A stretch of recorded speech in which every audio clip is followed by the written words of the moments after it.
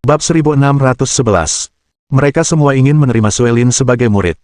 Sementara King Fengli telah menjadi murid Taman Ramuan Roh keluargamu, Suelin juga menghadapi nasibnya sendiri. Pada titik ini, di ujung utara benua api merah, terdapat Sekte Es Gelap. Sekte Es Gelap adalah salah satu sekte terkuat di bagian utara benua api merah.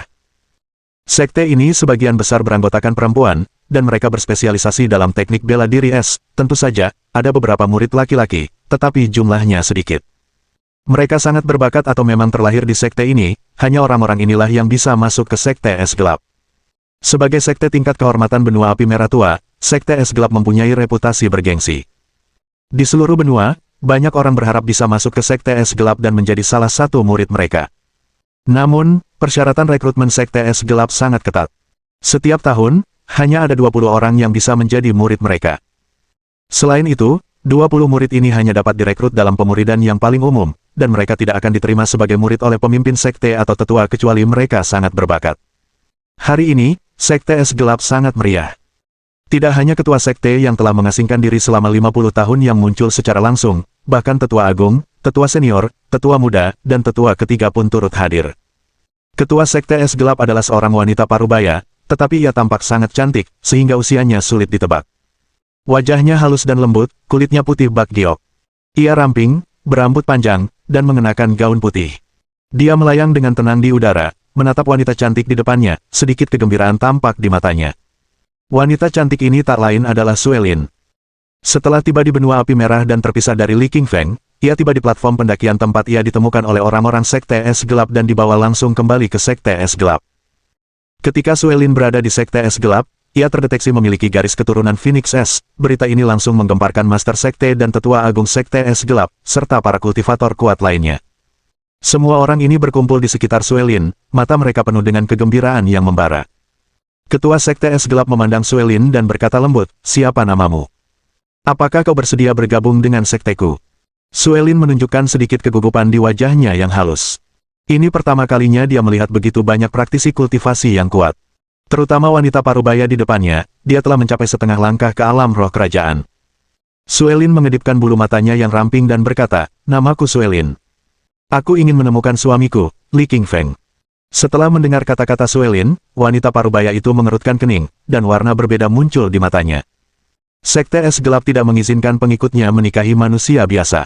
Wanita di depan tampak mengagumi seseorang, ini bukan pertanda baik. Namun, wanita parubaya itu juga melihat Suelin. Ia memiliki perasaan yang mendalam terhadap orang bernama Li Qingfeng. Kalau tidak, ia tidak akan diminta untuk segera menemukan Li Qingfeng. Wanita parubaya itu ingin menolak permintaan Suelin, tetapi ia memutar bola matanya dan akhirnya menahan penolakannya karena ia tahu jika ia menolak Suelin, ia pasti tidak akan bergabung dengan Sekte Es Gelap. Wanita parubaya itu tersenyum dan berkata, "Suelin, selama kau berjanji untuk menjadi muridku, jika kau berhasil mencapai alam roh tertinggi, kau bisa menyeberangi benua api merah untuk menemukan suamimu, King Fengli." Ketika Suelin mendengar kata-kata wanita parubaya itu, dia tampak bersemangat dan berkata, "Baiklah, selama kamu berjanji untuk membantuku menemukan King Fengli, aku akan menjadi muridmu." Mendengar percakapan antara wanita parubaya dan Suelin, tetua agung di sebelah mereka terpaksa menyela. Ia membuka mulut dan berkata, "Suelin, kau memiliki garis keturunan Phoenix Es yang legendaris. Jadilah muridku, kekuatanku bahkan lebih kuat dari Master Sekte." Sang tetua agung baru saja berbicara, ketika tetua senior dan tetua muda di sebelahnya juga berbicara dan ingin mengundang Suelin untuk menjadi murid mereka. Meskipun ketua sekte dari Sekte Es Gelap adalah yang paling kuat, tetua agung dan beberapa tetua lainnya juga sangat kuat. Mereka tidak takut pada ketua sekte. Lagi pula, setelah melihat Suelin, seorang master jenius sekali dalam seabad yang bahkan memiliki garis keturunan binatang dewa legendaris, mereka berpikir dia mungkin akan menjadi salah satu dari 3.000 penguasa alam semesta di masa depan. Mereka tentu berharap Suelin akan menjadi murid mereka sendiri. Di masa depan, jika Suelin mampu menjadi master yang tak tertandingi, mereka juga bisa mendapatkan banyak manfaat dari kesuksesannya. Wanita parubaya itu melihat tetua agung dan beberapa tetua lain juga bertarung demi Suelin dan matanya menampakkan sedikit ketidakpuasan saat dia menggeram. "Ada apa? Akulah orang pertama yang menyadari Suelin dan ingin menerimanya sebagai murid. Kenapa kalian malah bertengkar denganku?" tanya wanita parubaya itu menatap beberapa orang itu dengan ekspresi tidak puas. Menghadapi ketidakpuasan wanita parubaya itu, tetua agung mengerutkan kening dan tampak tidak mundur sama sekali. Ia berkata, "Siapapun yang lebih kuat dapat mengajari Suelin kekuatan garis keturunannya dan mengoptimalkan kekuatannya. Kekuatanku lebih tinggi darimu, jadi aku harus menerimanya sebagai muridku. Di samping mereka ada tetua senior, tetua junior, dan tetua ketiga. Mereka semua tidak setuju dan berkata, kita seharusnya membiarkan Suelin membuat keputusannya sendiri, daripada memaksanya menjadi muridmu. Suelin diikuti oleh beberapa orang lainnya, yaitu tetua takdir, Kixuan Zenren, Pangeran Laut Timur dan putri ketiga. Semua orang ini iri pada Suelin. Mereka juga ingin direkrut menjadi murid ketua sekte, tetapi ketua sekte Dark Ice Sekte jelas tidak menganggap mereka serius, karena semua perhatiannya tertuju pada Suelin. Wanita parubaya itu menatap tetua agung dan berkata, meskipun kau lebih tua dariku, kau mungkin takkan bisa mengalahkanku. Aku menantangmu hari ini, dan siapapun yang menang boleh menerima Suelin sebagai muridnya. Sang tetua agung tidak memiliki rasa takut sedikit pun dan berkata, ayo kita lakukan ini, aku khawatir kamu akan gagal. Sang tetua agung melangkah maju, memancarkan aura sedingin es di hadapannya. Udara, angkasa, dan pepohonan membeku, membentuk dunia beku seolah-olah gletser telah naik. Wanita parubaya itu sama sekali tidak takut. Ia mengulurkan tangan kanannya, mengarahkan jari telunjuknya ke depan dengan lembut, dan melepaskan bila angin kencang yang menebas dengan kuat dan membelah es beku menjadi serpihan-serpihan kecil. Aku tidak menyangka kau benar-benar menguasai teknik kaisar angin gelap.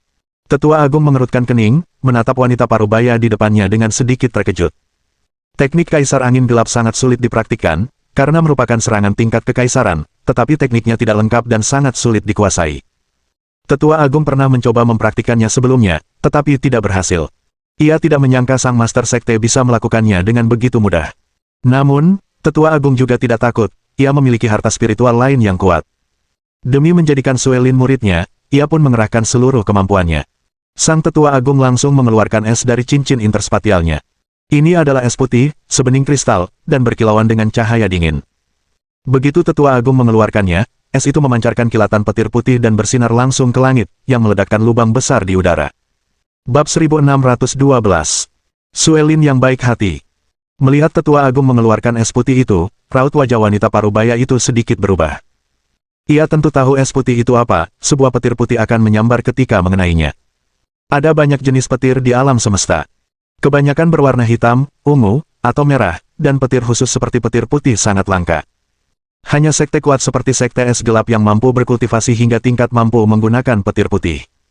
Sekte ini terbuat dari es putih gelap, sungguh tak tertandingi. Kaca. Petir putih melesat dari es milik tetua agung. Petir itu mengandung kekuatan teror dan langsung menghancurkan kehampaan, menyerbu dengan ganas ke arah wanita parubaya itu. Agar Suelin bisa menjadi muridnya, sang tetua agung berusaha sekuat tenaga, bahkan menyebabkan es putih pun ikut terpanggil. Es putih adalah harta spiritual yang kuat. Bahkan di dalam sekte es gelap, itu adalah harta karun tingkat leluhur. Es putih digunakan untuk menghadapi serangan sekte lain, atau saat menghadapi iblis kuat yang dapat membahayakan sekte. Sungguh tak terduga bagi tetua agung untuk menggunakannya hari ini. Para tetua dan murid di sekitarnya terpesona, mata mereka penuh dengan keterkejutan. Wajah lembut wanita parubaya itu sedikit muram, ia tahu ia harus menggunakan serangan yang kuat. Kalau tidak, ia tak mungkin bisa menahan petir es putih itu. Suara mendesing. Wanita parubaya itu menggerakkan pikirannya, langsung mengeluarkan piano es putih dari cincin interspatialnya, seraya dia melambaikan tangan rampingnya, membaca mantra es gelap. Nyanyian es gelap memasuki piano es putih gelap, memancarkan tekanan kuat, bayangan ilusi diproyeksikan di atas, itu adalah proyeksi matriark sekte es gelap. Di tangan kanan wanita parubaya itu, sebuah serangan sonik terbentuk seketika, bercampur dengan serangan sonik matriark sekte es gelap. Serangan itu berubah menjadi bila es raksasa, menghantam ke depan dengan kuat, menyebabkan petir putih itu terbelah seketika.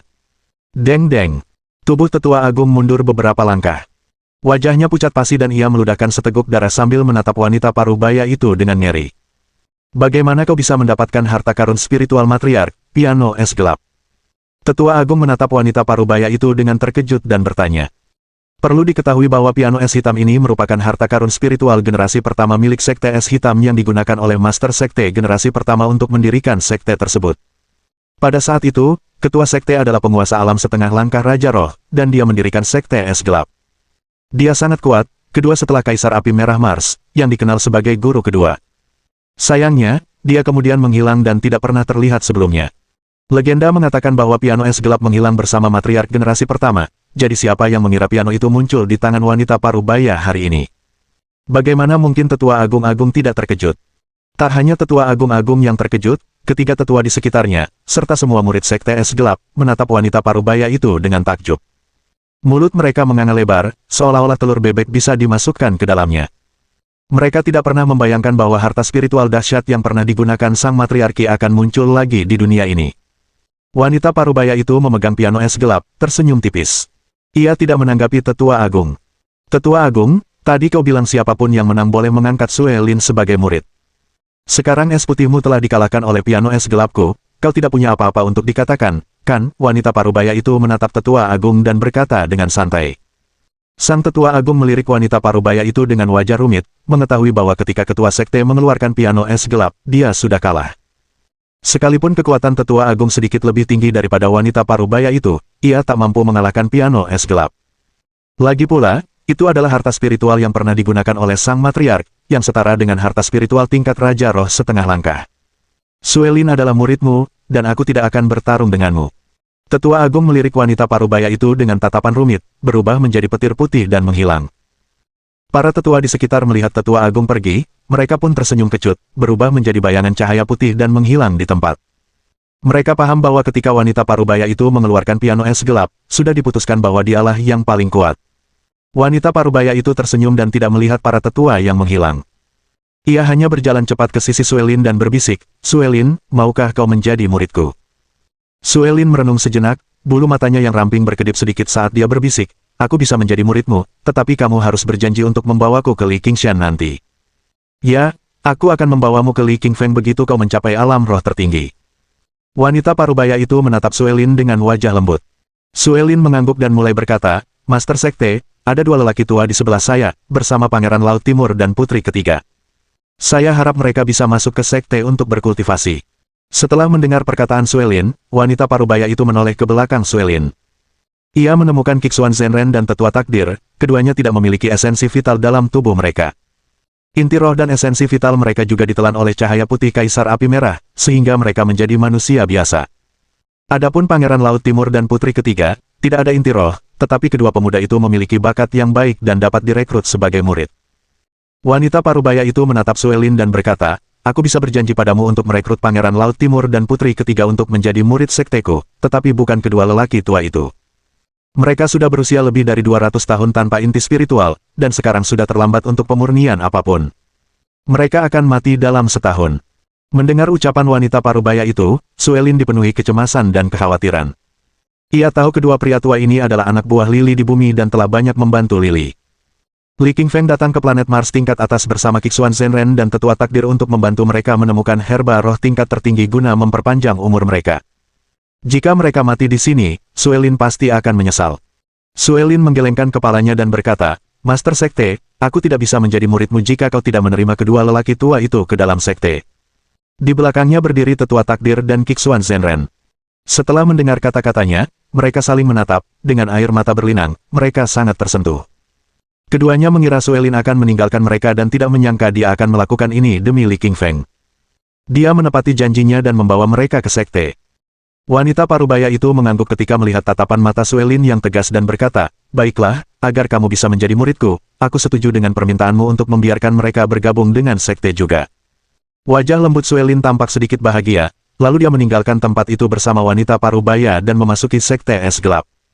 Semua murid lainnya tampak cemburu dan dengki terhadap Sue Lin, mereka juga ingin menjadi murid ketua sekte, tetapi ketua sekte sama sekali tidak peduli terhadap mereka.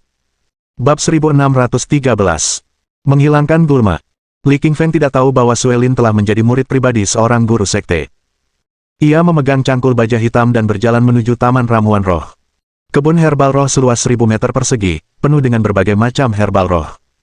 Di depan mereka terdapat herbal roh tingkat 1, diikuti oleh herbal roh tingkat 2, tingkat 3, dan tingkat 4. Sekarang, King Feng Li bertanggung jawab atas perkebunan ramuan roh tingkat pertama, yang merupakan perkebunan bunga ramuan roh besar, seperti perkebunan kapas. Di sisi kiri, terdapat daun-daun berapi, yang tingginya sekitar 1 kaki. Bulunya berwarna merah darah, dan ada semburat merah lembut dan semburat merah haus darah yang samar-samar mengalir di antara dedaunan seperti lingkaran cahaya. Daunnya tidak terlalu banyak, setiap tanaman hanya memiliki 7 helai daun. Ketujuh helai daun ini pada akhirnya akan rontok hingga tersisa 3 helai daun. Ini adalah salah satu herba yang digunakan untuk memurnikan pil alkimia esensi vital. Buah kristal biru berada di samping daun api, dan mereka tumbuh setinggi daun api, hanya saja warnanya biru, dan buahnya adalah buah biru. Ada sedikit cahaya biru samar yang terus berkedip di atas buah kristal biru itu. Itu juga salah satu bahan yang digunakan untuk memurnikan pil alkimia esensi vital tingkat pertama. Di samping daun-daun yang berapi-api dan buah kristal biru, terdapat sekuntum bunga ungu tua. Bunga ungu tua adalah sejenis bunga yang mekar dengan 5 kelopak. Warnanya ungu dan terdapat cahaya ungu yang berkilauan di atasnya. Setelah matang, hanya tersisa 1 kelopak. Bunga ini juga merupakan salah satu bahan yang digunakan untuk memurnikan pil alkimia esensi vital.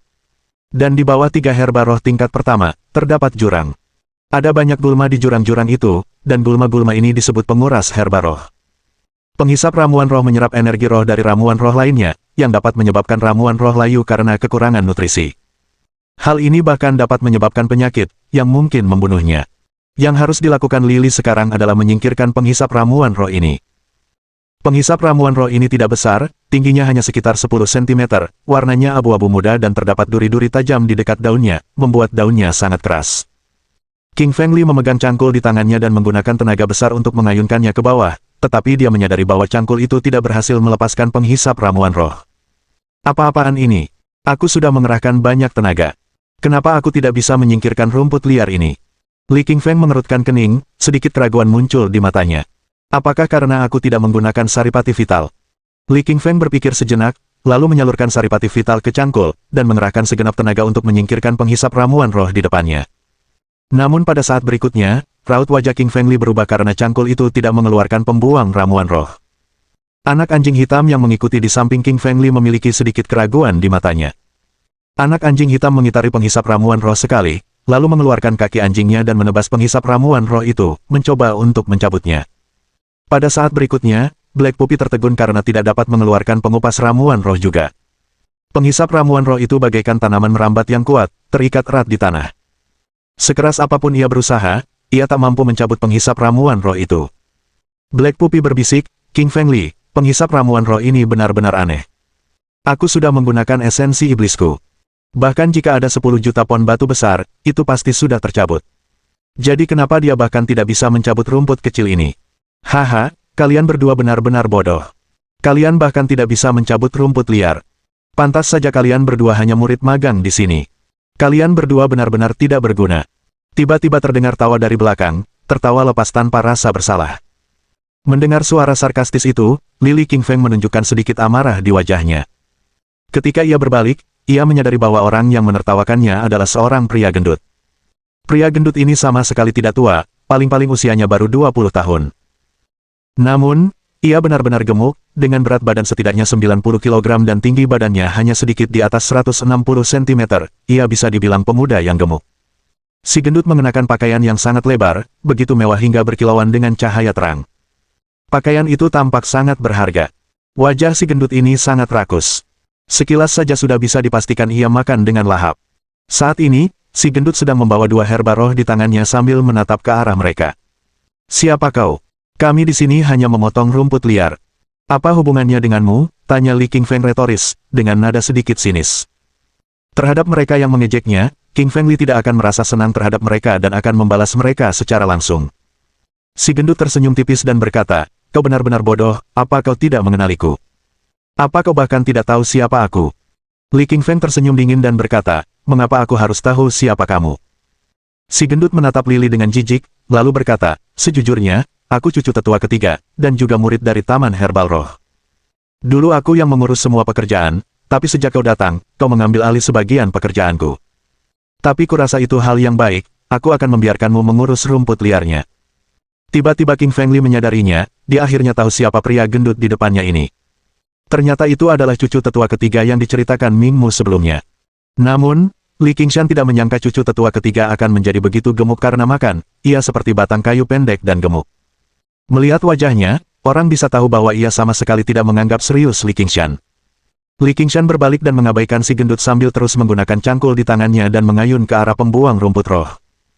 Namun, sekuat apapun ia mengayun, ia tidak bisa mencabut rumput itu. Anak anjing hitam yang berada di samping juga membantu Lily. Ia menghabiskan banyak energi, tetapi tetap tidak bisa mencabut rumput liar itu. Lily dan anak anjing hitam saling memandang dan melihat keraguan di mata masing-masing. Awalnya, mereka mengira telah menerima pekerjaan yang menyenangkan dari keluargamu untuk bekerja di sini, tetapi sekarang akan sangat memalukan untuk mengatakan bahwa mereka bahkan tidak bisa mencabut satu pun rumput liar. Pada saat ini, si gendut itu terus menertawakan Lily dan si anak anjing hitam, menepukkan kedua tangannya yang besar dan gemuk. Matanya penuh ejekan, dan dia tidak berniat membantu mereka. Ada apa, Li Qingfeng? Bukankah sudah kubilang untuk mencabut rumput liar itu? Kenapa kau tidak mencabut satu pun rumput liar setelah sekian lama? Mingmu tiba-tiba datang dan berteriak keras. Suara Mingmu sangat dingin, memperlakukan King Feng Li seperti seorang pelayan, sambil terus memarahinya tepat di wajahnya. Li Qingfeng sangat tidak puas. Apa-apaan si gendut itu? Beraninya si gendut itu mengadu dombanya. Li Qingfeng ingin sekali menghajarnya dengan cangkul, tetapi ketika ia memikirkan kekuatannya dan si gendut itu, ia menyadari bahwa ia hanya bisa menahannya untuk saat ini.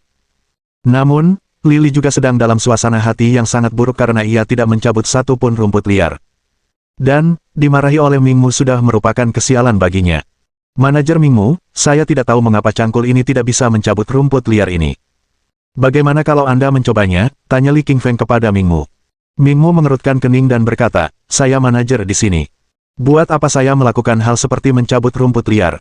Pekerjaan ini tanggung jawabmu, kalau kamu tidak bisa, biarkan si gendut itu mencobanya sekali. Mendengar perkataan Mingmu, si gendut terhuyung-huyung sambil berlari menghampiri. Ia menawarkan diri untuk membantu mencabuti rumput liar itu, agar bisa menunjukkan pada Li Qingfeng siapa dirinya sebenarnya. Bab 1614. Gulma yang kuat. Si gendut segera berlari ke sisi Lily dan berkata, berikan cangkulnya padaku. Biarkan aku mencabut rumput liar itu untuk menunjukkan betapa kuatnya aku. Li Qingfeng tersenyum tipis. Ia tidak bicara omong kosong dan langsung memberikan cangkul itu kepada si gendut. Dia baru saja mencoba menggunakan saripati vital dalam tubuhnya dan tidak bisa menghilangkan gulma, jadi dia tidak percaya bahwa lemak itu bisa melakukannya. Si gendut menjadi sangat bersemangat setelah mendapatkan cangkul besi hitam itu. Ia memelototi Li Qingfeng dengan jijik dan berkata, Nak, kau bahkan tidak bisa mencabut rumput liar dan kau ingin menjadi murid di kebun herbal roh ini. Bodoh sekali. Biarkan si gendut ini menunjukkan betapa hebatnya dia. Setelah si gendut selesai berbicara, ia menyalurkan saripati vital dalam tubuhnya ke dalam cangkul, sehingga cangkul itu bersinar biru, lalu mencangkul rumput liar di depannya. Vroom! Cangkul hitam dan penghisap ramuan roh bertabrakan, dan terdengar suara keras. Namun, sesaat kemudian, si gendut terkejut. Rumput liar di depan masih berdiri tegak di atas tanah, tanpa sedikit pun perubahan, tetapi cangkulnya sudah terkelupas. Apa sebenarnya alat penghisap ramuan roh ini? Kenapa begitu keras, bahkan lebih keras daripada cangkul? Fatih bingung dan tak percaya. Maka, ia mengayunkan cangkul baja gelap di tangannya lagi, mencangkul keras gulma di depannya. Akan tetapi, tidak peduli seberapa keras si gemuk itu mencoba, pengumpul ramuan roh ini tidak dapat dikeluarkan dari tanah. Akhirnya, Fatih kelelahan dan terengah-engah. Kepalanya dipenuhi keringat yang mengalir di dahinya, membasahi bajunya, dan seluruh tubuhnya terasa lengket. Akan tetapi, penghisap ramuan roh di depannya masih berdiri kokoh di atas tanah dengan gagah, tidak menyerah sedikit pun. Anak anjing hitam tertawa, matanya penuh dengan penghinaan. Li Qingfeng bahkan mengejek dan berkata, gemuk, bukankah kau bilang kau bisa menyingkirkan rumput ini? Bukankah kau sangat kuat? Kenapa kau tidak bisa menyingkirkannya sekarang? Kau benar-benar membuatku tertawa. Mendengar ucapan Lily, si gendut sangat marah. Ia ingin sekali memberikan cangkul itu kepada Lily, tetapi ketika ia memikirkan bahwa ia tidak bisa menyingkirkan gulma ini, ia merasa sangat malu. Mingmu melirik Fatih dengan dingin dan berkata, kau benar-benar mengecewakanku, kau bahkan tidak bisa mencabut rumput liar. Akan kutunjukkan cara menggunakan cangkul. Setelah itu, Mingmu mengambil cangkul hitam baja gelap langsung dari tangan si gendut dan melemparkannya ke penghisap ramuan roh di depannya. Ledakan. Cangkul baja hitam pekat itu bertabrakan dengan alat penghisap herba roh dan menimbulkan suara keras, tetapi cangkul baja gelap itu langsung patah dari gagangnya. Namun, alat penghisap herba roh itu tetap kokoh di tanah tanpa perubahan sedikitpun. Mingmu terpesona dan tetap diam seperti patung. Diketahui bahwa kekuatan Mingmu sangat kuat, mencapai tingkat lanjut alam roh duniawi dan hampir mencapai alam roh surgawi. Dengan kekuatan sebesar itu, ia masih belum bisa mencangkul alat penghisap ramuan roh di depannya. Bagaimanapun kelihatannya, rasanya agak aneh. Bukan hanya Mingmu saja yang terkejut, Black Puppy dan Fatih juga terkejut. Kekuatan mereka relatif rendah, dan mereka masih berada di alam roh sejati. Tidak masalah jika mereka tidak bisa mencabut rumput liar, tetapi Mingmu berbeda dengan mereka. Dia jauh lebih kuat dari mereka, mengapa dia tidak bisa mencabut rumput liar ini juga? Wajah Mingmu memerah karena ia benar-benar malu. Ia baru saja menegur Li dan si gendut karena tidak berguna karena mereka tidak bisa menyingkirkan rumput liar biasa. Namun, ketika tiba gilirannya, ia juga tidak bisa menyingkirkan rumput liar itu. Rasanya seperti ia menamparkan wajahnya sendiri. Mingmu tidak percaya. Dan sekali lagi, ia mengambil cangkul dari kamar kecil di sebelahnya. Cangkul ini berwarna perunggu, satu tingkat lebih tinggi dari baja gelap. Terbuat dari perunggu dan berkilauan dari kitab suci jimat, mencapai permukaan tanah. Mingmu mengayunkan cangkul perunggunya ke arah pembuang ramuan roh di depannya, tetapi apa yang terjadi selanjutnya mengejutkan Mingmu. Bahkan cangkul perunggu harta spiritual pun tak mampu mengeluarkan pembuang ramuan roh.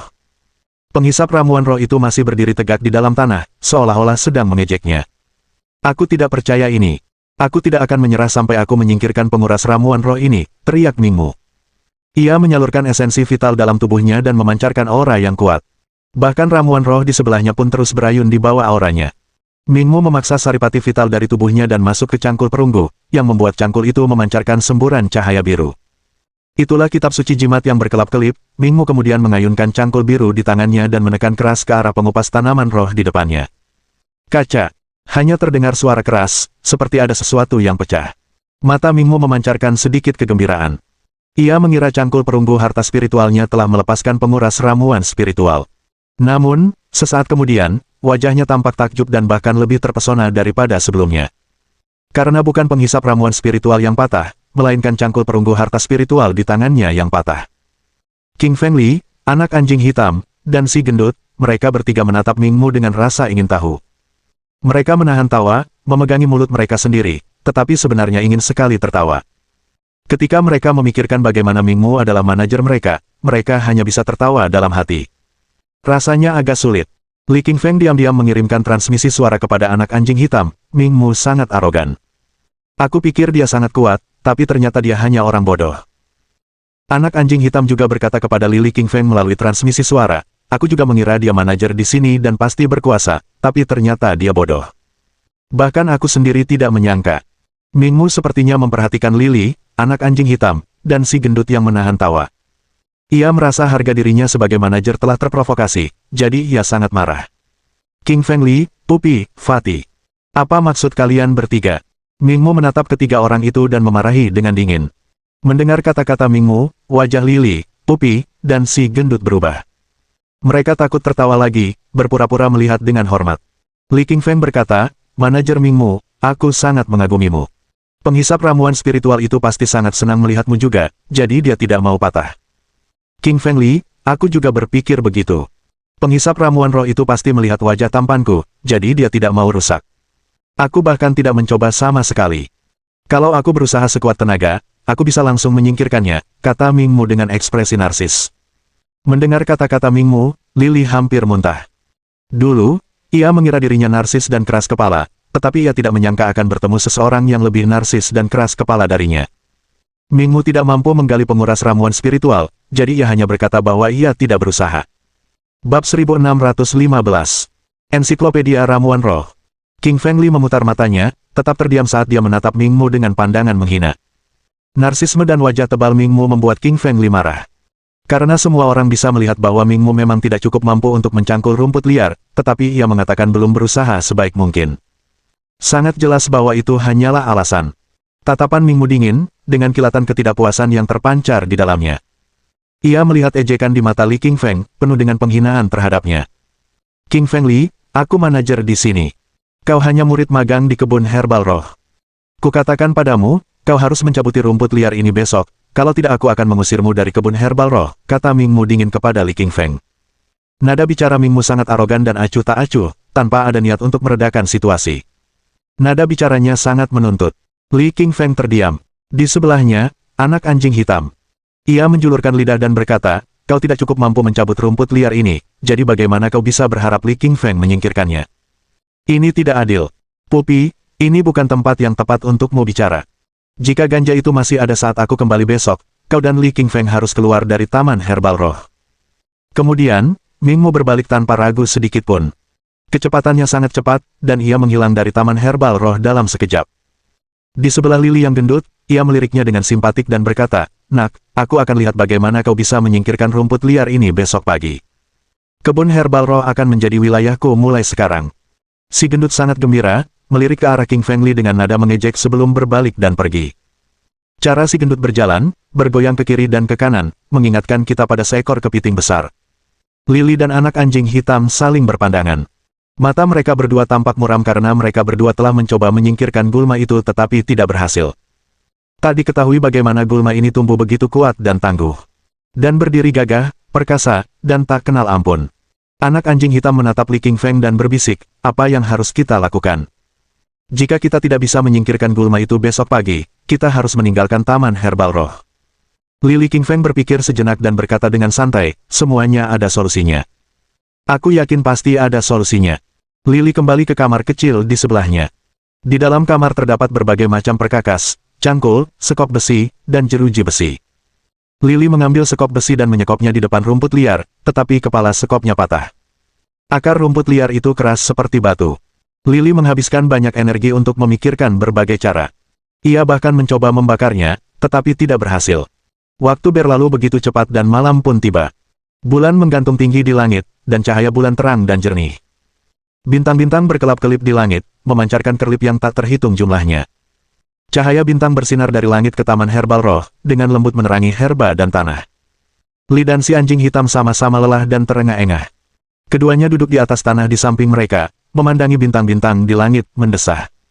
Anak anjing hitam berkata, astaga. Aku leluhur semua anjing di bumi. Di zaman kuno, aku juga makhluk setingkat orang suci yang bahkan bisa menghancurkan planet. Dan sekarang aku bahkan tidak bisa mencabut sehelai rumput pun, sungguh memalukan.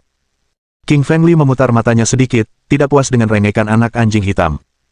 Namun, Lily juga tahu bahwa anak anjing hitam sangat marah. Lagi pula, ia pernah menjadi ahli tingkat suci. Setelah tiba di benua api merah, ia bahkan tidak bisa menyingkirkan sehelai rumput pun. Li Qingfeng juga merasa sedikit malu. Dia adalah ketua aliansi dunia kultivasi timur bumi, yang dikenal sebagai orang nomor satu di dunia kultivasi bumi. Namun sekarang, dia bahkan tidak bisa menyingkirkan sehelai rumput pun. Jika para kultivator di bumi tahu tentang ini, mereka pasti akan menertawakannya. Tiba-tiba, mata Lily bergerak, dan warna hijau muncul di dalamnya. Ia mendapati rumput liar di depannya menyerap cahaya bintang dari langit, membuatnya terkejut. Perlu dicatat, gulma pada umumnya hanyalah gulma biasa. Ia tidak dapat menyerap energi cahaya bintang. Hanya herba spiritual, buah spiritual, dan pohon spiritual yang dapat menyerap energi dari langit dan bumi. Setelah mengamati dengan saksama, Lily menemukan lebih dari 100 gulma di Taman Herbal Roh ini. Gulma-gulma lainnya tidak dapat menyerap energi cahaya bintang di langit, dan hanya gulma di depannya yang dapat menyerap energi cahaya bintang. Anak anjing hitam juga memperhatikan Lily yang tampak aneh. Ia mengamati gulma ini dengan saksama dan menyadari bahwa gulma ini berkilauan. Energi cahaya bintang di langit diserap seluruhnya, berkumpul di daun-daunnya dan membuatnya lebih keras dan akarnya memancarkan kilau keperakan. Anak anjing hitam berkata, King Feng Li, gulma ini tidak sederhana. Ia memiliki kekuatan spiritual, yang berarti ia dapat dibudidayakan. Lily mengangguk, merasa bahwa anak anjing hitam benar. Gulma di depannya berbeda dengan gulma lainnya. Gulma itu menyerap energi cahaya bintang dari langit dan membudidayakan dirinya sendiri. Li Qingfeng sudah tahu bahwa beberapa tumbuhan, hewan, binatang iblis, pohon, gulma, dan tanaman merambat dapat dibudidayakan, tetapi ia tidak menyangka akan menemukannya hari ini. Tak heran, bahkan setelah ia menyalurkan esensi vitalnya dengan cangkul baja, ia tetap tidak bisa menyingkirkan gulma ini. Ternyata, gulma ini adalah ramuan spiritual yang dapat dimurnikan, dan Li Qingfeng sangat gembira atas penemuan ini. Anak anjing hitam berkata, King Feng Li, aku pernah mendengar seorang ahli alkimia roh di zaman kuno. Untuk membasmi gulma budidaya, hanya serangan roh yang bisa berhasil. Gulma itu kebal terhadap serangan fisik apapun. Mata King Feng Li memancarkan secercah cahaya dan berkata, anak anjing, aku akan mencoba metodemu. Ia kemudian menyalurkan energi spiritual dalam pikirannya perlahan ke dalam gulma tersebut. Pada awalnya, permukaan gulma tersebut benar-benar membentuk lingkaran cahaya keperakan, menghalangi energi roh King Feng Li. Namun, energi spiritual Li Qingfeng masih sangat kuat, mengandung aura yang tak terkalahkan, yang langsung menembus lingkaran perak di permukaan rumput liar dan masuk ke dalam rumput liar. Saat energi spiritual memasuki gulma tersebut, Lily terkejut menemukan bahwa itu ternyata adalah dimensi lain. Ruangan itu sangat kecil, hanya 30 meter persegi, dan dipenuhi tanaman hijau serta gulma. Di tengah rerumputan liar itu, terdapat sekelompok cahaya perak. Cahaya perak itu adalah energi cahaya bintang. Energi itu bahkan memiliki jejak kesadarannya sendiri dan mulai menyerang Lily saat melihat kehadirannya. Kekuatan jiwa milik King Feng Li bergetar hebat, mengguncang sekumpulan cahaya perak dan menyebabkannya menghilang. Tiba-tiba, kekuatan jiwa Lili berdenyut karena ia menemukan sebuah buku di dalam gulma ini. Buku itu bertuliskan 3 karakter, Ensiklopedia Ramuan Roh. Bab 1616. Nona kedua tiba. Melihat Ensiklopedia Ramuan Roh, jejak keheranan muncul di mata King Feng Li karena dia tahu itu adalah buku legendaris yang berisi semua pengetahuan tentang ramuan roh di bawah tingkat orang suci. Dengan satu pikiran, kekuatan jiwa Lili melepaskan pusaran energi hitam, yang memasuki Ensiklopedia Ramuan Roh dan menjadikannya miliknya. Ensiklopedia Ramuan Roh berusaha melawan, tetapi batu giling hitam putih di kedalaman pikiran King Feng Li memancarkan seberkas cahaya kacau. Cahaya yang kacau itu merupakan campuran kabut putih dan hitam yang membentuk pola bersemangat dari 8 trigram Tai Chi, menekan Ensiklopedia Ramuan Roh. Dengan patuh, Ensiklopedia Ramuan Roh memasuki pikiran King Feng Li, memberinya banyak pengetahuan baru tentang ramuan roh. Namun, karena kekuatannya yang lemah saat ini, ia hanya bisa membuka halaman pertama Ensiklopedia Ramuan Roh, yang di dalamnya tertulis pengetahuan tentang ramuan roh yang diklasifikasikan dari tingkatan pertama hingga keempat. King Feng Li sangat gembira karena api emas dan seni alkimia suci yang telah dipelajarinya hanya terkait dengan metode pembuatan ramuan, bukan pengetahuan tentang tanaman roh. Buku panduan ramuan roh berisi deskripsi rinci tentang ramuan roh, termasuk kategori, warna, ukuran, tampilan, dan fungsinya. Buku ini pada dasarnya merupakan panduan untuk semua ramuan roh. Buku ini akan sangat bermanfaat bagi King Feng Li saat ia menanam, mengumpulkan, dan memperoleh ramuan roh di masa depan.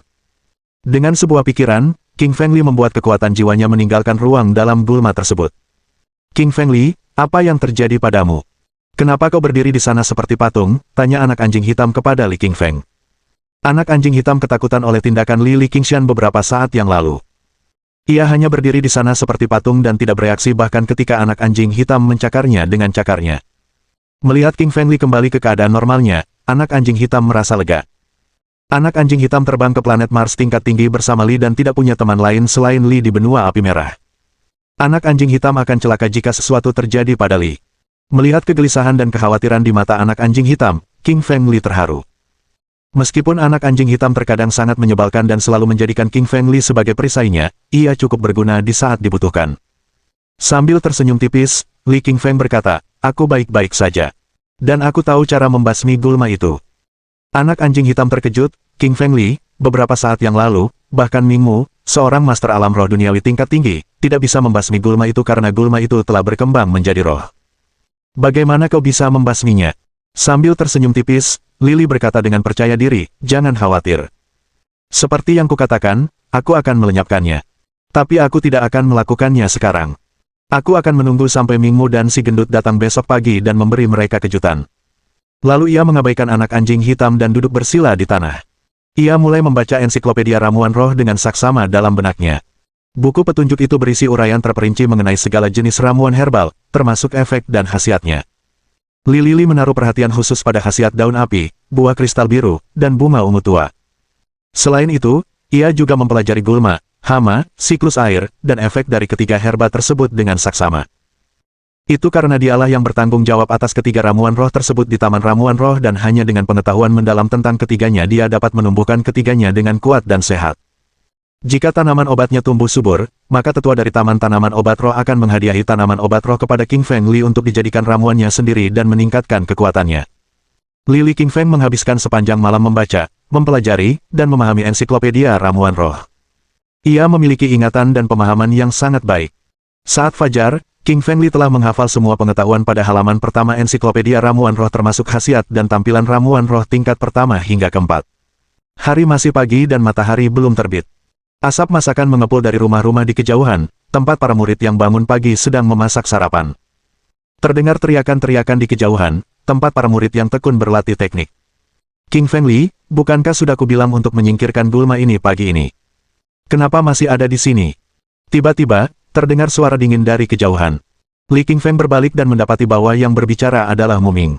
Si gendut ada bersamanya, dan keduanya menatap Li King Feng dengan tatapan mengejek. Mereka bangun pagi-pagi untuk membuat masalah bagi Li Qingshan. Mereka akan mengusir Li Qingshan jika dia tidak bisa membasmi gulma itu. Sambil tersenyum tipis, Li Qingshan berkata, Manajer Ming Mu, jika aku bisa menyingkirkan gulma ini, tidakkah menurutmu sebaiknya kau memberiku hadiah? Hahaha. Mendengar kata-kata Li King Feng, Ming Mu tertawa mengejek seolah-olah dia telah mendengar lelucon paling lucu di dunia. King Feng Li, kalau kau memang bisa menyingkirkan gulma itu, aku akan menghadiahimu sehelai daun. Tapi sayang sekali kau tidak bisa mencabutnya. Mingmu mencibir, matanya penuh penghinaan. Si gendut berkata dari samping, "Manajer Mingmu, semua ramuan roh milik keluargamu dan Anda tidak bisa memberikan apapun kepada King Fengli." Mingmu menatap tajam si gendut. "Saya pengawas di sini dan saya yang bertanggung jawab. Lagi pula, apa menurutmu Li King Feng bisa mencabuti rumput liar itu?" "Mustahil sekali." King Fengli tersenyum tipis dan berkata dengan percaya diri, "Mingmu, aku harap kamu akan menepati janjimu." Petik 2. Apa yang kau lakukan di sini pagi-pagi begini? Tiba-tiba terdengar suara yang jelas dan lembut. King Fengli berbalik dan melihat King Qingmu, mengenakan gaun ungu, sedang berjalan ke arah mereka. Hari ini, nyonya kedua tampak sangat cantik dengan riasan tipis. Dengan perona mata dan lip gloss tipis, ia tampak dewasa dan menawan. Gaunnya yang indah berwarna ungu berpadu biru pucat, menonjolkan lekuk tubuhnya yang indah. Ia tampak sangat memukau di bawah cahaya pagi. King Qingmu datang ke sini untuk mengunjungi Lily. Setelah menempatkannya di kebun tanaman obat, ia ingin melihat kondisi kerjanya dan melihat apakah ia diganggu oleh Mingmu. Didorong oleh kekhawatirannya terhadap King Fengli, dia bangun pagi untuk mengunjunginya. Bab 1617. Pertarungan antara penguasa alam Kaisar Roh. "Nona kedua, mengapa kamu ada di sini?" King Fengli terkejut melihat King Qingmu. King Qingmu melengkungkan bibir cantiknya dan berkata, "Tentu saja aku di sini untuk mengunjungimu." Li King Feng tersenyum tipis dan berkata, "Nona kedua, tunggu sampai aku mencabut rumput liar ini." Kemudian ia mengangkat cangkul baja hitam itu.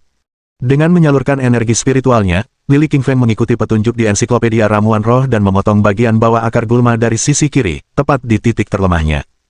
Retakan. Dengan suara retakan yang tajam, akar rumput liar itu patah dan tercabut dari tanah. Energi cahaya keperakan di dalamnya lenyap, dan rumput liar itu pun layu dan jatuh ke tanah, mati. Fatih dan Mingmu tercengang. Mereka sudah mencoba berkali-kali kemarin dan bahkan merusak beberapa cangkul perunggu, tetapi tetap tidak berhasil mencabut rumput liar itu. Sekarang, Li King Feng baru saja mencabutnya dengan mudah menggunakan cangkul baja hitamnya.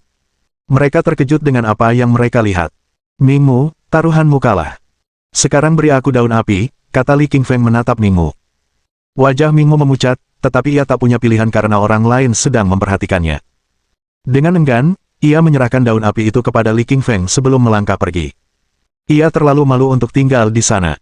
"Nona kedua, apa yang kau inginkan dariku hari ini?" Sambil menyimpan daun api itu, King Feng Li bertanya pada King Qingmu. King Qingmu tersenyum dan berkata, "King Feng Li, aku ingin mengajakmu berkeliling kota Luo besar agar kamu bisa mengenalnya lebih baik." King Feng menggelengkan kepalanya, tetapi King Qingmu memegang lengannya dan mengajaknya pergi. Kota Luo besar adalah tempat yang sibuk dan makmur dengan mobil-mobil yang tak terhitung jumlahnya, kerumunan orang, dan pedagang yang berteriak-teriak. Di sisi jalan terdapat toko harta karun spiritual, toko ramuan ajaib, dan restoran. Berjalan di trotoar yang lebar, King Feng Li mendengarkan pengenalan King Qingmu tentang kota Luo besar. "King Feng Li, ayo makan. Aku yang traktir." Dengan senyum menawan, King Qingmu mengajak Li King Feng masuk ke sebuah restoran mewah. Bang! Begitu mereka memasuki restoran, suara memekakkan telinga terdengar dari langit. Rasanya seperti mereka baru saja diguncang gempa bumi. Ekspresi wajah Li King Feng berubah drastis, dan kilatan dingin melintas di matanya karena ia merasakan aura itu berasal dari alam Kaisar Roh. Ia pernah berada di alam Kaisar Roh tingkat ke-7, sehingga cukup familiar dengan aura itu. "Ayo kita pergi dari sini sekarang." Tanpa ragu, Li King Feng menggandeng tangan King Qingmu dan membawanya keluar dari restoran. Saat mereka keluar dari sana, aura pedang merah yang kuat menebas dari langit dan menebas restoran itu dengan ganas. Dengan suara menggelegar, restoran itu meledak menjadi puing-puing yang tak terhitung jumlahnya dan orang-orang di sana lenyap menjadi debu. King Qingmu menepuk dadanya dengan ketakutan di wajahnya. Untunglah Li King Feng telah membawanya keluar, kalau tidak, ia akan tercabik-cabik seperti semua orang di restoran oleh aura pedang yang kuat. King Feng Li menatap ke langit dan melihat dua orang sedang bertarung di sana. Salah satunya adalah seorang pemuda berbaju merah. Dengan wajah tegas, rambut merah, dan kulit kemerahan, ia memegang pedang merah. Aura pedang telah dilepaskan darinya. Berdiri di hadapan pemuda berbaju merah itu adalah seorang pria parubaya berjubah hitam yang diselimuti kabut iblis hitam. Ia memancarkan aura yang begitu dingin, seolah baru saja keluar dari neraka. Pria berjubah hitam itu memegang pedang hitam besar di tangannya dan ada pola tengkorak di permukaan pedang itu.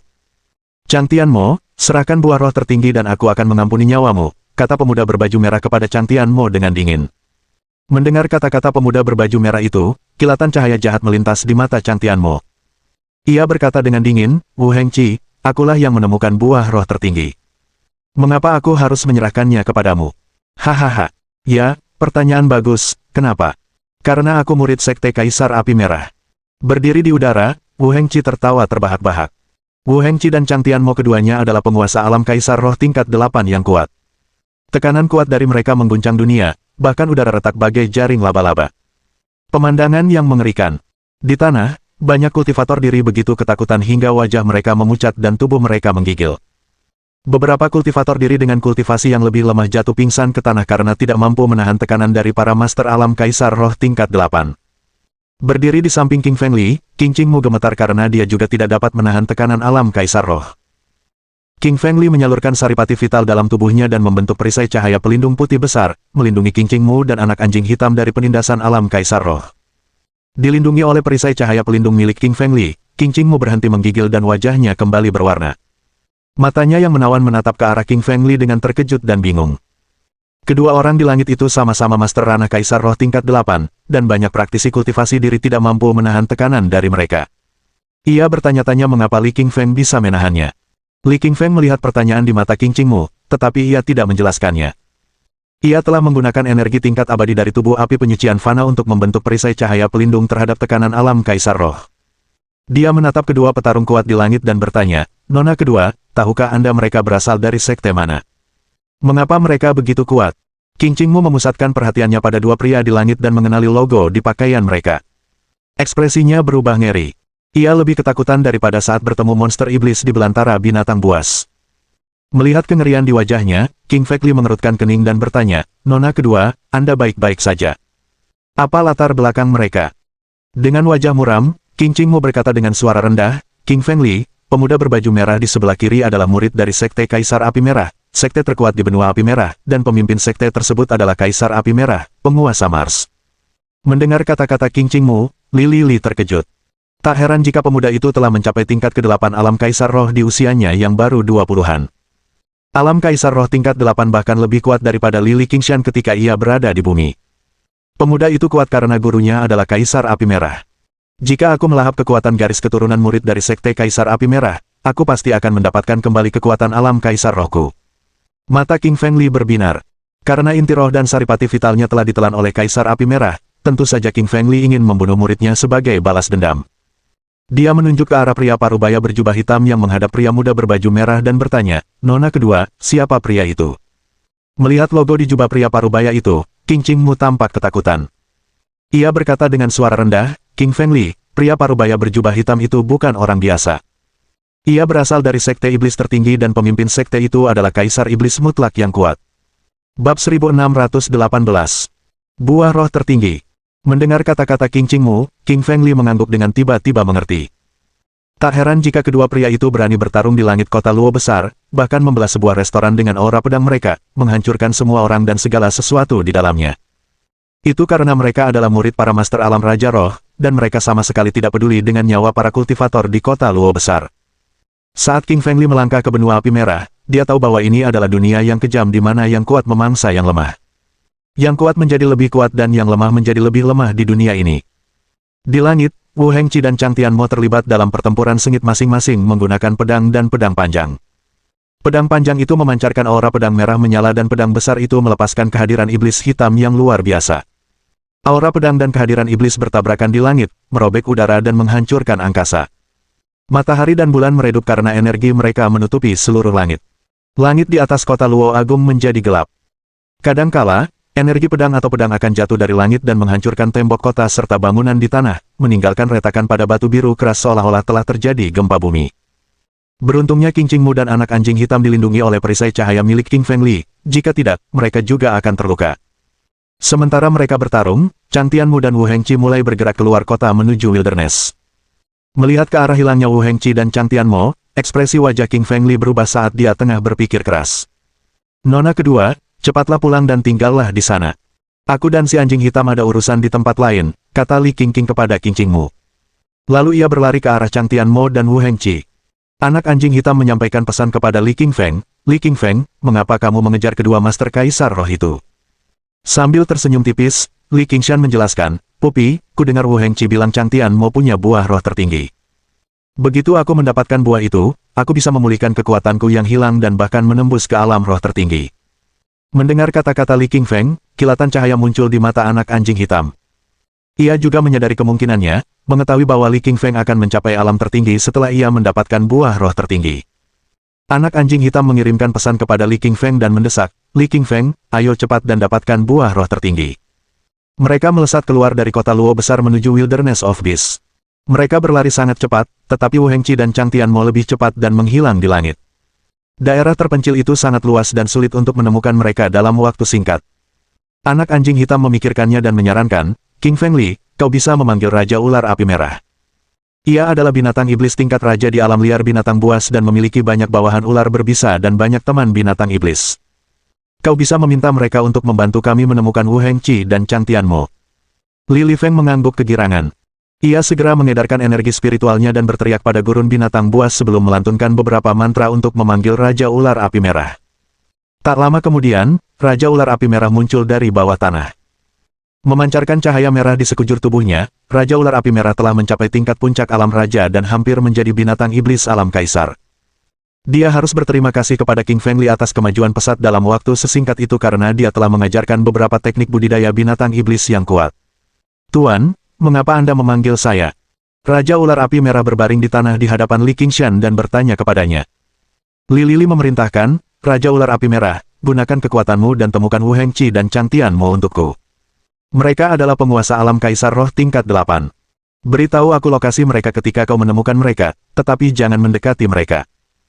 Sambil mengangguk, Raja Ular Api Merah memanggil lebih dari 100 ular berbisa dan memanggil teman-teman binatang iblisnya yang tersebar di seluruh hutan belantara untuk mencari Wu Hengqi dan Chang Tianmo. Ada pepatah yang mengatakan bahwa kekuatan terletak pada jumlah, dan hal ini juga berlaku pada binatang iblis. Hanya sesaat berlalu ketika seekor elang iblis terbang dan memberitahu Raja Ular Api Merah bahwa ia telah melihat Wu Hengqi dan Chang Tianmo bertarung di sebuah lembah besar. Mendengar informasi tersebut, Qingfeng Li meminta burung nasar iblis untuk menuntunnya dan anak anjing hitam ke lembah besar. Didorong oleh kekhawatiran bahwa buah roh tertinggi akan dimakan oleh Wu Hengqi atau Chang Tianmo, Qingfeng Li dan Black Puppy menyalurkan esensi vital mereka dan berlari sangat cepat. Setelah setengah jam, mereka tiba di lokasi. Berdiri di dekat lembah, Qingfeng Li mengamati lembah itu dan menebak bahwa panjangnya setidaknya 3.000 meter, dengan gunung-gunung di kedua sisinya menjulang tinggi ke langit. Batu-batu di sisi-sisinya menjulang tinggi, dan jurang serta jurang menutupi dasar lembah. Dihancurkan oleh aura pedang dan alat-alat jahat, puing-puing batu besar terus berjatuhan. Menatap ke langit di atas lembah, Qingfeng Li melihat Wu Hengqi dan Chang Tianmo sedang bertarung di sana. Pertempuran itu sangat sengit. Satu orang memegang pedang kaisar dan satu lagi pedang kaisar, keduanya senjata pusaka spiritual yang kuat. Aura pedang dan pedang menyapu langit dan bebatuan, pepohonan, serta tanaman merambat di lembah hancur berkeping-keping sebelum lenyap di udara. Beberapa binatang iblis di lembah itu diledakkan oleh aura pedang menjadi gumpalan kabut darah. Elang iblis yang membawa Li Qingfeng ke lembah tergores oleh aura pedang yang kuat. Ia mengangguk ke arah Li Qingfeng sebelum melarikan diri dengan kecepatan tinggi. Ia tidak berani tinggal di sana, takut dibunuh oleh aura pedang tingkat kaisar. Anak anjing hitam mengirimkan pesan kepada Lili, apa yang harus kita lakukan sekarang? Aura pedang dan golok dari dua penguasa alam kaisar terlalu kuat. Kita tidak bisa mendekati mereka. Lili mengangguk dan berkata pelan, kita tunggu di sini sampai mereka saling melukai. Lalu kita bunuh mereka dan dapatkan buah roh tertinggi. Di langit, Wu Hengqi dan Chang Tianmo terlibat dalam pertarungan sengit. Di sekitar mereka, kehampaan retak seperti jaring laba-laba, sementara bumi dan langit hancur berkeping-keping, dan dunia meredup. Adapun dasar lembah itu telah terisi oleh puing-puing gunung yang hancur akibat energi pedang dan golok yang dahsyat. Qingfeng Li sangat gembira saat melihat pedang tingkat Kaisar Wu Hengqi menembus lubang berdarah di dada Chang Tianmo. Teruslah berjuang. Saat kalian berdua terluka parah, aku akan mengambil buah roh tertinggi dan memulihkan kekuatanku sebagai petarung tingkat puncak di alam Kaisar Roh, pikir Lili. Bab 1619. Memulihkan kekuatan alam Kaisar Roh. Di langit, Chang Tianmo dan Wu Hengqi sibuk bertarung satu sama lain, tanpa menyadari ada seseorang di bawah sana yang sedang merencanakan sesuatu untuk melawan mereka. Wu Hengqi, kau menusuk dadaku dengan pedang kaisarmu. Aku tidak akan membiarkanmu lolos begitu saja, kata Chang Tianmo dengan dingin sambil menatap Wu Hengqi. Ia sangat marah karena dirinya, seorang murid sekte iblis tertinggi dengan kekuatan tingkat ke-8 alam Kaisar Roh, justru dilukai oleh Wu Hengqi.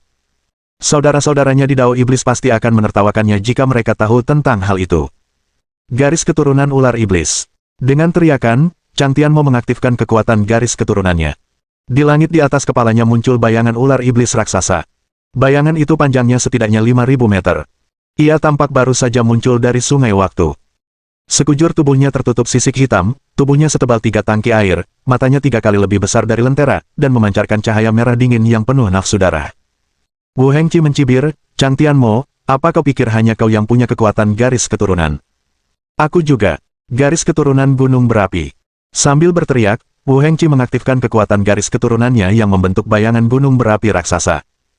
Bayangan gunung berapi raksasa itu tingginya setidaknya 5.000 meter, menutupi langit dan api yang membara mengancam akan menghanguskan segala sesuatu di sekitarnya. Ekspresi wajah King Fengli berubah dan dia buru-buru menyalurkan saripati vitalnya, membentuk perisai cahaya pelindung berwarna merah yang menangkal energi garis keturunan gunung berapi yang agresif. Anak anjing hitam mendesaknya, "King Fengli, kekuatan garis keturunan mereka sangat kuat. Akan sangat bagus jika kau bisa melahap mereka." Lili mengangguk kegirangan karena ia juga ingin melahap kekuatan garis keturunan kedua pria itu. Namun, mereka berdua adalah penguasa alam kaisar roh tingkat 8, dan ia harus menunggu sampai mereka saling melukai dengan parah. Garis keturunan gunung berapi Wu Hengqi dan garis keturunan ular iblis Chang Tianmo bertabrakan satu sama lain, menghancurkan ruang angkasa dan membuat lubang di bumi dan langit. Pertempuran tingkat tinggi seperti itu bisa membawa kehancuran bagi sebuah kota. Beruntung mereka berada di tengah belantara binatang buas. Jika mereka berada di kota Luo besar, kota itu pasti sudah dihancurkan oleh mereka. Wu Hengqi dan Chang Tianmo menghabiskan seluruh tenaga mereka dan bahkan membakar darah esensi mereka. Akhirnya, garis keturunan ular iblis dan garis keturunan gunung berapi saling membunuh ketika mereka hancur dalam tabrakan dan lenyap. Pada saat yang sama, Wu Hengqi dan Chang Tianmo terlempar mundur dan jatuh tersungkur ke tanah. Wajah mereka pucat pasi, dan mereka memuntahkan banyak darah. Tubuh mereka terluka parah. Energi spiritual mereka tercerai-berai, sementara esensi vital mereka terkuras habis. Mereka tergeletak di tanah, saling menatap dengan tatapan membunuh. Mereka ingin membunuh satu sama lain, tetapi tanpa jejak esensi vital dalam tubuh mereka, mereka tidak dapat menggerakkan satu jari pun. Hehe, pertarungannya sangat sengit sampai-sampai membuatku terpesona. Sambil tersenyum tipis, Li Qingshan berjalan keluar dari balik bebatuan yang jauh dari mereka. Mendengar perkataan King Fengli, ekspresi Wu Hengqi dan Chang Tianmo pun berubah dan kilatan dingin terpancar di mata mereka. Mereka tidak menyangka ada seseorang yang bersembunyi di dekat mereka saat mereka saling bertarung sampai mati. Wu Hengqi sangat khawatir. Sebagai seorang master alam kaisar roh tingkat 8 dan murid kaisar api merah, ia tidak menyadari kehadiran King Fengli, bahkan dengan kekuatan jiwanya yang luar biasa. Namun, ia telah menyembunyikan dirinya dengan sangat baik. "Siapa kau? Kapan kau bersembunyi di sana dan apa yang kau inginkan?" Wu Hengqi, yang terbaring di tanah dan tak bisa bergerak, berpura-pura bersikap biasa saja dan bertanya pada Li Qingfeng. Sambil tersenyum tipis, Li Qingfeng berkata, "Wu Hengqi, berhentilah berpura-pura karena aku tahu kau terluka parah. Kudengar kau murid sekte Kaisar Api Merah dan gurumu adalah Kaisar Api Merah." Wu Hengqi tersenyum bangga, "Ya, guruku adalah Kaisar Api Merah. Kau bunuh Chang Tianmo untukku, dan aku akan memberimu hadiah." Ekspresi wajah Chang Tianmo berubah. Tidak menyangka Wu Hengqi ternyata begitu licik hingga meminta pemuda itu membunuhnya. "Anak kecil, jangan dengarkan Wu Hengqi. Dia penjahat yang tidak tahu berterima kasih. Tuanku adalah Kaisar Iblis yang kekuatannya tidak kalah dari Kaisar Api Merah. Jika kau membantuku membunuh Wu Hengqi, aku akan memberimu satu set teknik kultivasi iblis tingkat Kaisar," kata Chang Tianmo kepada Li Qingfeng. Kedua penguasa alam Kaisar Roh itu menawarkan hadiah besar sebagai imbalan atas bantuan King Fengli. Li Qingfeng tersenyum tipis, lalu berkata, "Wu Hengqi, Chang Tianmo, janji kalian hanyalah kata-kata. Aku ingin melihat apa yang kalian janjikan. Aku akan membantu orang yang memberiku teknik kultivasi tingkat kaisar dengan membunuh musuhnya." Kilatan amarah muncul di mata Wu Hengqi dan Chang Tianmo. Sebagai penguasa alam kaisar roh tingkat 8 yang sombong, mereka pasti akan menamparkan siapapun yang berani mengancam mereka seperti ini jika saja ini terjadi lagi. Namun, kini mereka terluka parah dan telah kehabisan tenaga. Terbaring di tanah dan tak bisa bergerak, mereka tak berdaya menghadapi ancaman Li Qingfeng. Wu Hengqi berkata dengan senyum dingin, "King Fengli, tahukah kau apa yang kau lakukan? Beraninya kau mengancamku, dan aku akan memotongmu menjadi 8 bagian." Mendengar kata-kata Wu Hengqi, Li tertawa arogan dan berkata, "Wu Hengqi, kau mencari kematian. Apa kau pikir aku akan membiarkanmu keluar hidup-hidup? Aku tidak suka orang-orang dari sekte Kaisar Api Merah." Sambil berbicara, ia berjalan menuju Wu Hengqi. Ia bergerak cepat dan tiba di depan Wu Hengqi dalam sekejap mata. Dengan pikirannya, King Fengli mengeluarkan pedang Kaisar Api dan menusukkannya ke arah Wu Hengqi. Pedang Kaisar Api menusuk dada Wu Hengqi dan darah menyembur keluar dari lubang besar di dadanya. Dengan wajah pucat, Wu Hengqi berteriak, berkata dengan getir, "Brengsek, beraninya kau melukaiku. Aku akan membunuhmu." Tanpa esensi vital di tubuhnya, Wu Hengqi tahu ia akan dibunuh oleh Li Qingfeng jika ia tidak melawan. Satu-satunya senjata yang bisa ia gunakan sekarang adalah kekuatan garis keturunannya. Garis keturunan gunung berapi. Dengan teriakan, Wu Hengqi mengaktifkan kekuatan garis keturunannya yang membentuk bayangan gunung berapi yang besar. Itu adalah gunung berapi purba berusia 5.000 tahun, dipenuhi magma yang berjatuhan dan energi api yang membara. Garis keturunan gunung berapi Wu Hengqi memang sangat kuat, tetapi Li Qingfeng mencibir dengan jijik di matanya. Wu Hengqi akan dihukum mati jika menggunakan garis keturunannya melawan Li Qingfeng. Kemampuan terkuat Li Qingshan adalah kekuatan garis keturunan yang berasal dari kedalaman kekacauan dan merupakan salah satu garis keturunan terkuat di seluruh alam semesta. Garis keturunan gunung berapi tidak ada apa-apanya dibandingkan dengannya. Garis keturunan pemakan, teriak Li Qingshan dengan dingin. Mata King Feng Li berubah hitam dan bola matanya mulai bersinar seperti dua bintang yang berputar. Di antara bintang-bintang yang berputar, terbentuklah sebuah lubang hitam raksasa yang terhubung dengan kedalaman alam semesta yang tak diketahui. Sebuah pusaran hitam raksasa muncul di langit di atas kepalanya. Pusaran hitam itu mengandung daya tarik yang kuat yang menghisap garis keturunan gunung berapi ke dalam. Tampaknya telah merasakan bahaya, garis keturunan gunung berapi mencoba melarikan diri tetapi tidak mungkin karena garis keturunan pemakan merupakan musuh bebuyutan semua garis keturunan lainnya. Jika Wu Hengqi tidak terluka, garis keturunannya mungkin dapat melarikan diri. Namun, ia terluka parah dan telah menghabiskan seluruh energi spiritual dan esensi vitalnya. Garis keturunan gunung berapi telah menghabiskan seluruh energi spiritualnya dan mustahil untuk mengendalikannya lebih lanjut. Dalam sekejap mata, pusaran hitam yang dibentuk oleh garis darah pemakan melahap garis darah gunung berapi. Awalnya, garis keturunan gunung berapi mencoba melawan, tetapi ternyata mustahil. Lambat laun, energi apinya berubah menjadi energi hitam dan menjadi bagian dari garis keturunan pemakan. Setelah memakan garis keturunan gunung berapi yang besar, garis keturunan pemakan cegukan dan memasuki tubuh King Feng Li sebagai massa besar energi hitam. Tubuh Lili mengalami transformasi yang cepat dan nyata. Kulitnya berubah dari putih menjadi nila, lalu merah, hitam, biru, ungu, dan akhirnya kemasan. Bukan hanya kulitnya, tetapi otot, urat, tulang, darah, dan organ dalamnya juga semuanya berubah dari biru dan merah menjadi emas. Warna emas merupakan simbol terobosan ke alam Kaisar Roh. Merasakan kekuatan besar dalam tubuhnya dan transformasi tubuhnya, King Feng Li merasa gembira. Melihat kedalaman dantiannya, dia melihat inti rohnya juga telah berubah menjadi emas. Li Qingshan tertawa kegirangan dan berkata, "Berkat kamu, Wu Hengqi, aku telah memulihkan kekuatan alam Kaisar Rohku." Mendengar kata-kata King Feng Li, Wu Hengqi terbakar amarah. Dengan wajah pucat, ia memuntahkan seteguk darah lagi. Dia tidak menyangka garis keturunan gunung berapi miliknya akan dengan mudah ditelan oleh King Feng Li dan kekuatannya menjadi bagian dari kekuatan King Feng Li. Wu Hengqi telah berlatih keras dan mengonsumsi banyak ramuan sebelum mencapai alam Kaisar Roh. Kini, semua kekuatan yang ia peroleh dengan susah payah telah menjadi bagian dari energi Li King Feng. Ia sangat marah, tetapi tidak bisa berbuat apa-apa. "Wu Hengqi, untuk menunjukkan rasa terima kasihku padamu, aku akan membunuhmu." Li Qingshan tersenyum, tetapi kata-katanya dingin. Ketakutan, Wu Hengqi tak lagi sombong. Ia berteriak, "King Feng Li, kau tak bisa membunuhku. Aku murid Kaisar Api Merah, dan guruku tak akan memaafkanmu jika kau membunuhku." Tak seorang pun ingin mati, dan Wu Hengqi pun tak terkecuali. Ia tak punya pilihan selain mengancam Lili dengan nama gurunya. Bab 1620. Membunuh dua tuan. Mendengar ancaman Wu Hengqi, mata Li Qingshan berkilat dingin saat ia berkata dengan dingin, "Wu Hengqi, kau pikir aku akan membiarkanmu pergi setelah kau mengancamku dengan Kaisar Api Merah? Sebaliknya, kau akan mati lebih cepat karenanya." Dengan jentikan pergelangan tangannya, Li Lili mengedarkan esensi vitalnya dan melancarkan teknik pedang Kaisar Api. Teknik itu membentuk aura merah tajam yang memenggal kepala Wu Hengqi. Gulu. Kepala Wu Hengqi menggelinding ke tanah, jauh di kejauhan. Di atas kepala, matanya terbuka lebar, wajahnya penuh ketidakpercayaan. Dia adalah murid Kaisar Api Merah dan menikmati reputasi besar di benua Api Merah, tetapi hari ini dia benar-benar terbunuh dengan cara yang menyedihkan. Melihat Li Qingfeng membunuh Wu Hengqi, raut wajah Chang Tianmo berubah drastis, dipenuhi ketakutan di matanya. Ia tidak menyangka Li Qingfeng akan membunuh Wu Hengqi dengan brutal hanya dengan satu tebasan pedang. "Si kecil, bisakah kau jangan membunuhku?" Chang Tianmo menatap King Feng Li dan berkata. Jika kultivator Devil Dao yang lain mendengar suaranya yang memohon, mereka pasti akan tercengang. Dia adalah iblis besar di alam Kaisar Roh dan terkenal di benua Api Merah, tetapi hari ini dia harus memohon pada King Fengli. Li Lifeng menatap Chang Tianmo dan tersenyum. Namun, senyumnya dingin. Tanpa suara, dia berjalan menuju Chang Tianmo. Niat membunuhnya semakin kuat di setiap langkah yang diambilnya.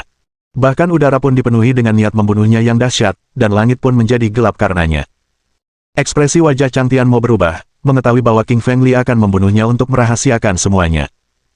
Jika dia hidup dan memberitahu orang-orang tentang pembunuhan Wu Hengqi oleh King Fengli akan diburu oleh seluruh benua karena Wu Hengqi adalah murid Kaisar Api Merah dan Kaisar Api Merah adalah penguasa planet. Tentu saja, Chang Tianmo tidak akan menunggu sampai mati, dan ia akan berjuang untuk hidupnya. Karena ia telah menyaksikan Li Qingfeng melahap kekuatan garis keturunan Wu Hengqi, ia harus menggunakan serangan lain, bukan kekuatan garis keturunannya. Raungan Kaisar Iblis. Chang Tianmo membuka mulutnya dan meraung dengan energi spiritualnya. Ia meluncurkan tengkorak hitam itu. Tengkorak hitam itu adalah teknik Dao Iblis, metode serangan spiritual yang mengandung energi sonik yang kuat. Tengkorak gelombang suara itu terbentuk di udara dan menghancurkan dinding dimensi dengan kekuatan dahsyatnya kemanapun ia pergi. Melihat tengkorak gelombang suara, King Fengli mencibir, ironi dan penghinaan terpancar di matanya. Dua metode serangan terhebat Li Qingshan adalah kekuatan garis keturunan dan serangan gelombang suara, karena di lubuk hatinya, batu giling hitam putih dan jiwa naga api bersemayam. Tentu saja, ia tidak takut dengan tengkorak gelombang suara milik Chang Tianmo. Li Lili menyalurkan energi spiritualnya dan meraung, raungan singa guntur keempat. Seekor singa guntur gelombang suara hitam muncul di hadapannya seketika. Berderak di sekujur tubuhnya, singa guntur itu diselimuti guntur dan kilat. Singa guntur gelombang suara membawa kekuatan petir dan dalam sekejap berada di depan tengkorak gelombang suara. Dengan suara berderak, kilatan petir di tubuhnya melesat maju dan membakar tengkorak sonik itu. Tengkorak itu berubah menjadi kepulan asap dan lenyap. Api dan guntur adalah dua kekuatan yang paling ditakuti oleh para iblis dan perahu dayung gelombang suara. Jelas, kekuatan guntur dan kilat adalah musuh alami mereka. Chang Tianmo memuntahkan seteguk darah. Wajahnya pucat, ia terluka parah. Bagaimana kau mendapatkan kekuatan guntur dan kilat? Chang Tianmo mengarahkan tangan kanannya ke arah Li Qingfeng, matanya penuh keheranan. Jika Chang Tianmo tahu Li Qingfeng memiliki kekuatan guntur dan kilat serta mampu melancarkan serangan gelombang suara guntur, ia tidak akan pernah meluncurkan tengkorak sonik. Melempar telur ke batu itu sama saja dengan bunuh diri. Dengan senyum tipis, King Fengli berjalan ke arah Chang Tianmo dan berkata, "Kamu bisa mati sekarang." Kemudian dia menebaskan pedang Kaisar Api ke depan dan menusuk jantung Chang Tianmo, memotongnya menjadi dua bagian. Chang Tianmo, penguasa alam Kaisar Roh tingkat 8, meninggal dunia. Setelah menelan kekuatan garis keturunan Wu Hengqi, King Fengli telah memulihkan kekuatan alam Kaisar Rohnya. Namun dia tidak dapat menelan kekuatan garis keturunan Chang Tianmo karena garis keturunan iblis Dao miliknya penuh dengan energi jahat dan aura kotor. Esensi vital gaya api yang ia kembangkan adalah energi positif murni dari teknik kultivasi ortodoks. Jika terkontaminasi dengan kehadiran Dao iblis atau energi non-ortodoks lainnya, ia kemungkinan akan mengalami penyimpangan Qi dan kehilangan semua kekuatannya. Itulah mengapa ia tidak melahap kekuatan garis keturunan Chang Tianmo. Setelah membunuh Chang Tianmo dan Wu Hengqi, King Fengli menyalurkan api emas di tubuhnya. Api emas berkumpul dan bersirkulasi di dantiannya sebelum bergerak melalui meridiannya menuju jari telunjuk dan jari tengahnya. Mengandung panas yang mengerikan hingga 8.000 derajat, api itu menari-nari di antara kedua jarinya bagai roh emas. Ia membagi api emas menjadi dua bagian, lalu menembakkan satu api ke tubuh Wu Hengqi dan satu lagi ke tubuh Chang Tianmo. Tubuh-tubuh itu terbakar menjadi gumpalan debu yang lenyap di udara. Dengan menghancurkan bukti, King Fengli memastikan tidak seorang pun akan tahu bahwa dia telah membunuh Wu Hengqi dan Chang Tianmo karena semua luka yang terlihat di tubuh mereka telah terbakar oleh api emas dan lenyap. Wu Hengqi dan Chang Tianmo yang malam telah bertarung sengit satu sama lain demi buah roh tertinggi, tetapi yang diuntungkan adalah King Fengli sementara mereka berdua menjadi hantu di hutan belantara. King Fengli berbalik dan mengambil buah roh tertinggi di tangan kanannya. Begitu ia memegangnya, Lili merasakan gelombang fluktuasi energi yang kuat menyengat telapak tangannya. Itu adalah energi buah kelas tertinggi. Gonggong, gonggong, gonggong.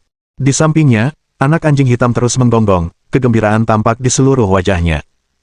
Anak anjing hitam mengibaskan ekornya dan menggosokkannya ke kaki celana King Fengli sambil berkata, "King Fengli, bagikan buah roh tertinggi itu kepadaku agar aku bisa memulihkan kekuatanku." Li Qingfeng mengerutkan kening dan berkata, "Upi, jika aku menelan dan memurnikan buah roh tertinggi ini, aku akan menembus alam roh tertinggi. Jika kita berbagi, kita hanya bisa menembus alam Kaisar Roh tingkat 8. Mohon dukungan dari omom ante-ante sekalian, buat subscribe atau sharekan novel Mimin ke Facebook kalian, agar channel Mimin bisa terus berkembang. Dengan begitu, Mimin bisa lebih semangat untuk up novel seru lain ke depannya. Buat teman-teman yang sudah subscribe dan sharekan novel Mimin, Mimin ucapkan terima kasih sebanyak-banyaknya.